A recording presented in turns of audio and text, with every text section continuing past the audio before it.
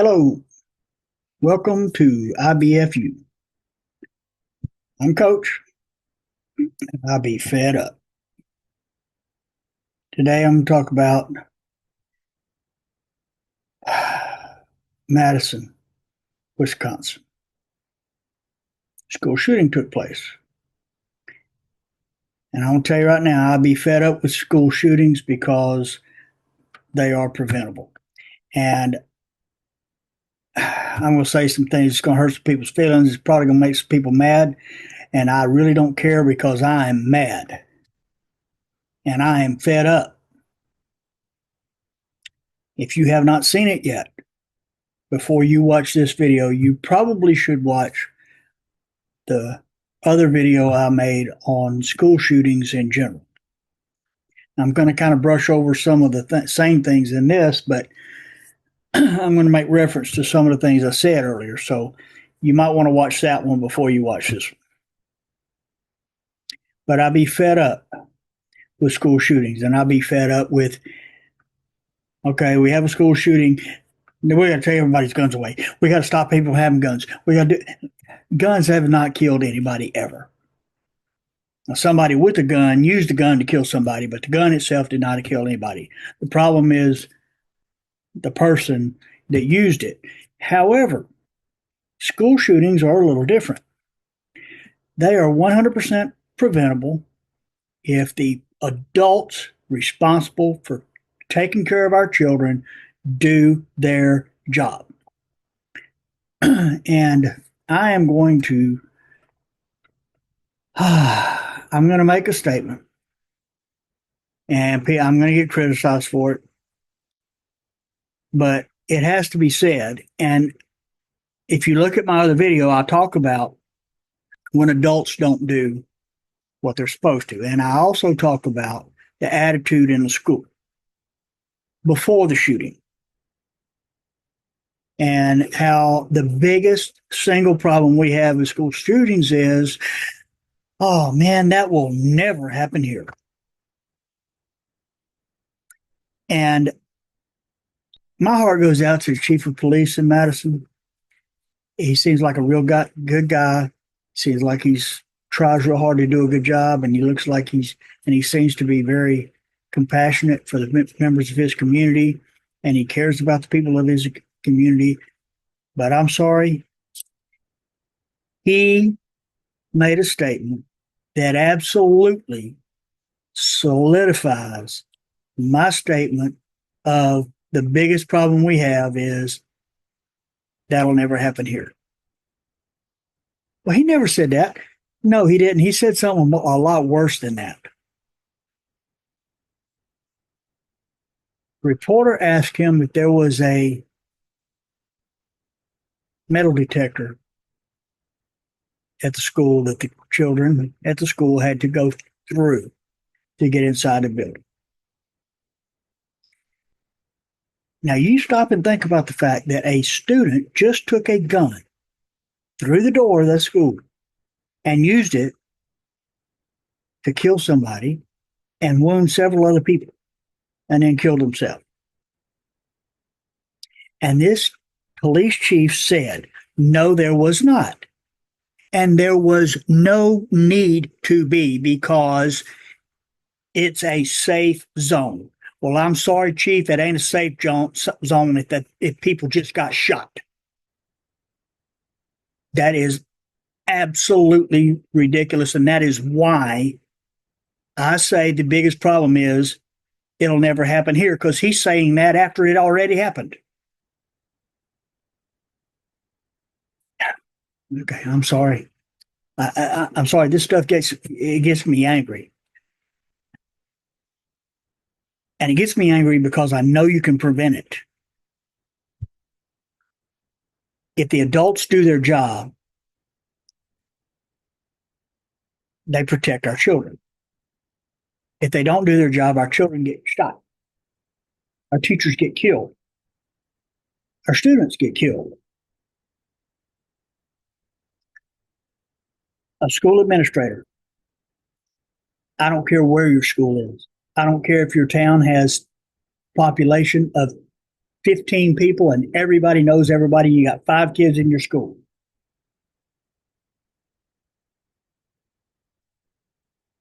The school has to be secure.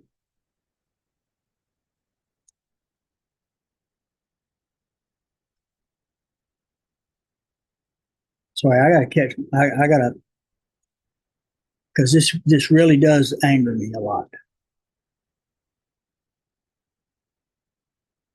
You have to make it, and history has taught us you have to make your school so that people with guns that want to do harm cannot get the guns inside the school, and they cannot get in a position somewhere around the school and use their gun through the windows and harm people inside the school. And it is not that difficult to do. You just have to put together a plan. You have to make it happen. All it takes is money. And I had a superintendent who was a very intelligent man. And I took one of his classes. And he was the superintendent of some of the largest school districts in the state of Texas. And he said, if money will fix it, it's not a problem. Now, getting the money may be a problem, but whatever you talk about, the problem is, if money will fix it, it's not a problem, and money will fix this. You got to make it where people cannot get to the school, except for one way, and they have somebody monitoring that entrance all the time. Then when they get to the school, they only have one way to get in the school, and it's monitored all the time. There's special locks and doors with cameras, and there's all kinds of things that you can do to make it so that a person who wants to do harm cannot get inside the school. And once they do, if they do, the only place they can be is in the main office.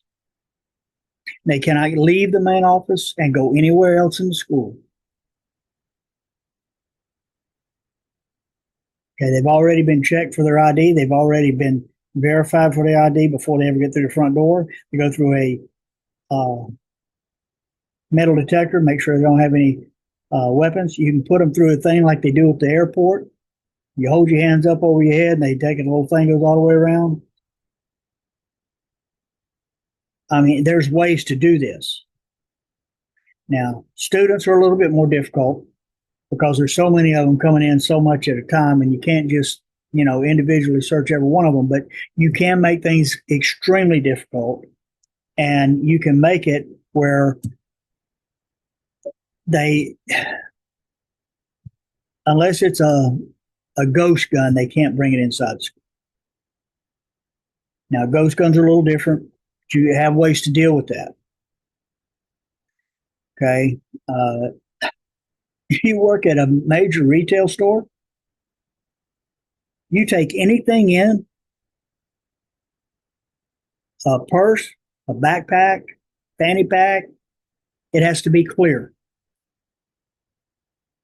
Doesn't take a second just to kind of look through, make sure they don't have anything. Okay. There's ways to do that. But the first thing is you got to have a system that checks to make sure the people coming inside the school are not people that don't belong there. Now, in Madison, it was a little different because it was a student. But most of the other ones, and, what was it, in Georgia, there was a student, okay, at the school. But most of these have other things. Other people that come in from outside. People are not supposed to be there. And a lot of things. But we'll cover those separately. But the main thing is that the people have to have a plan, and they have to have the attitude. They cannot have the attitude that it'll never happen here. Their attitude has to be, and it has to be 100%. It has to be the superintendent. It has to be the principal. It has to be the teachers, the custodians, the secretaries. The teachers' aides. It has to be everybody. There will be a school shooting here. And today is the day. And that has to be your attitude all the time. And if you do that, you can protect our children. I mean, and you got to have, if you have the right rapport, you can keep students in the school from being the shooter. You go through a metal detector, it goes off. You got to say, okay, come over here. We got to check. Go hand one. What's here? What's in his pocket? What's in this? Check them.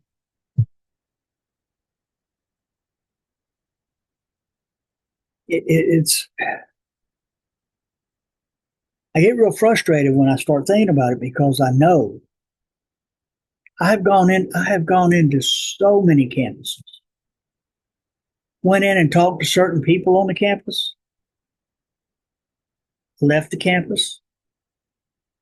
The person I talked to is basically the only person in school that knew I was there. Nobody in the front office knew. The principal didn't know. Nobody knew. I found the head of the math department, talked to him, had a nice conversation with him, left, showed him a product that I was selling, left school. And until he went and talked to his principal about talking to me, he's the only one that even knew I was on campus.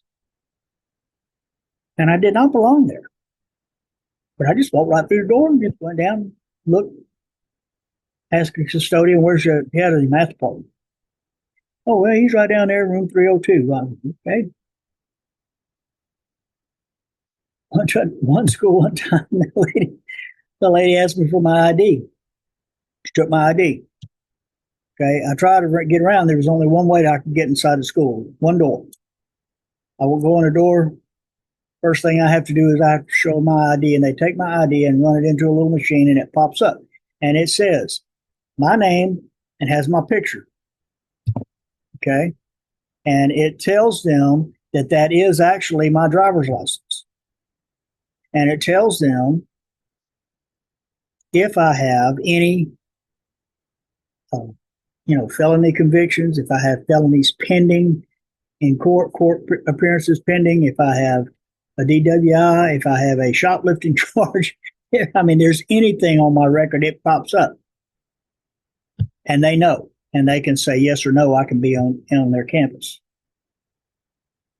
It's not that difficult to do.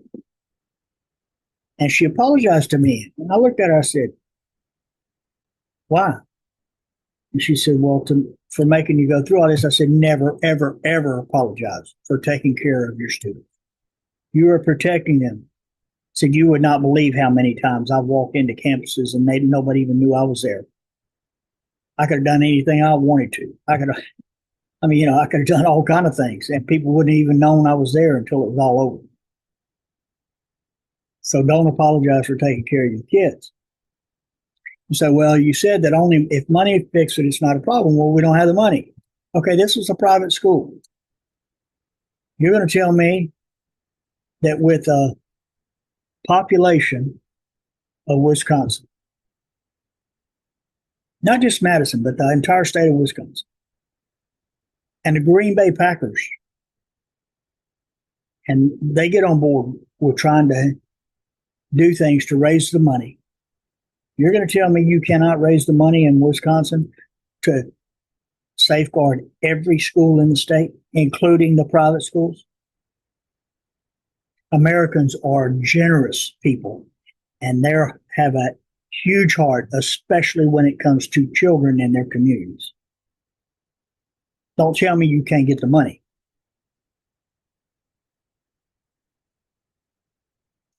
We have to do a better job of protecting the environment.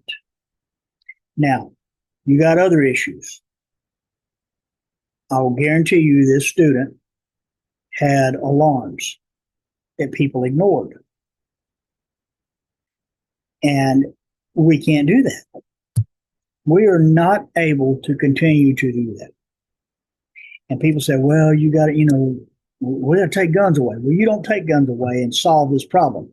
You take guns away, okay? You do away with Second I mean, this student would have found somebody that had a gun and they would have gotten it. They can get guns. They know who's got guns in their community. Then it was not legal for this 15-year-old girl to have possession of a firearm. See, the problem with taking away guns from law-abiding citizens is that people that are going to do something like this don't care if it's illegal. They're going to do it anyway. But somebody knew that there was a problem and it did not get addressed ahead of time. And then they were allowed to just walk in with a gun. Another problem. You look at all these cases and how many times did they, Georgia, daddy knew the kid that was having problems, was talking about doing this, and he still let him have access to the gun. He didn't lock him up. I have guns in my house. There's nobody in my house but me and my wife. All of my kids are grown. My grandkids are grown. And they all know how to handle guns. Except for the one that I have on my hip all the time. All the guns in my house are in a safe.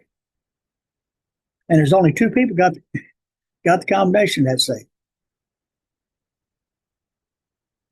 And my wife used to be a police officer, so I mean, she's not going to let nobody have it.